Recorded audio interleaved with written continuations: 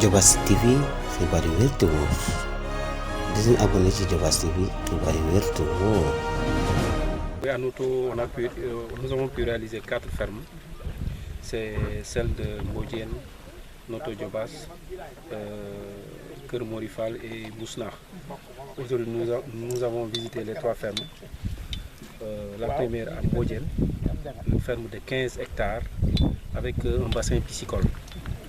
Alors, celui-là de Noto, c'est une ferme de 5 hectares également.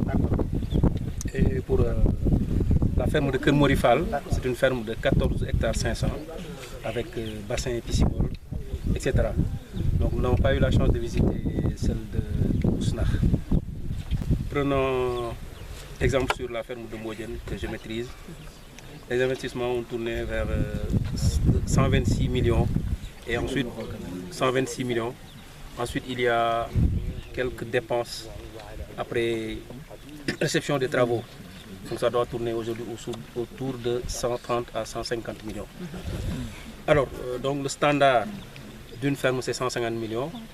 Donc réalisant 3 fermes de 15 hectares, donc c'est 150 millions fois 3 plus celle de Noto Diobass avec 50 millions.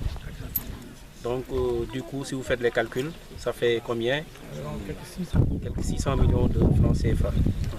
Alors, prenons celle-ci, celle de Noto Diobass avec 5 hectares. Si on partage 600 mètres carrés par le nombre d'hectares, il y aura présent 40 personnes.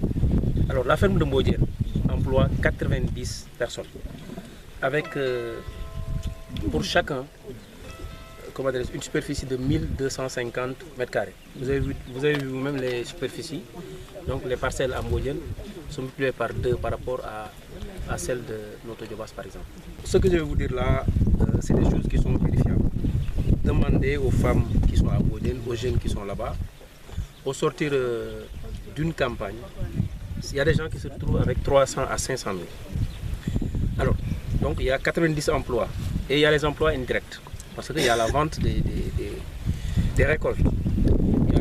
Il y a des chauffeurs qui vont transporter, c'est un emploi. Il y a des vendeurs, hein, et ces vendeurs-là vont revendre à des détaillants. Donc, pour une ferme simplement, il y a certainement, et je suis certain, il y a 300. Du produit, c'est 1200 personnes qui gagnent quelque chose à partir de ces fermes. C'est une grande commune et le maire, comme Diagala dit en Wolof, a pu protéger ces terres-là. Pour avoir aujourd'hui 15 hectares dans certains villages, c'est difficile. Des coucous même vont sortir. Alors ici, le foncier a été protégé et sauvegardé pour les générations futures. C'est pourquoi plusieurs villages ont pu donner de leurs terres une quinzaine d'hectares. Et chaque titulaire de parcelle gagne de sa propre manière. Chacun est autonome dans sa parcelle. Ce qu'il a à donner au GIE, c'est le mètre cube d'eau. Et là, c'est pour pérenniser les équipements. Parce que les équipements, on aura à les dépanner. On aura à renouveler une pompe. On aura à acheter un panneau solaire. Tout ça, maintenant, provient de cet argent-là qu'on prend des producteurs. Et à Mbodiène, il y a une redevance. Chaque campagne, chaque saison, c'est une année, tu as une redevance de 5 000 par personne.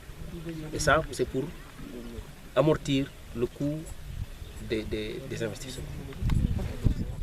Merci. Diobass TV xibaar yu wér te wóor di leen abonné ci Diobass TV xibaar yu wér te wóor.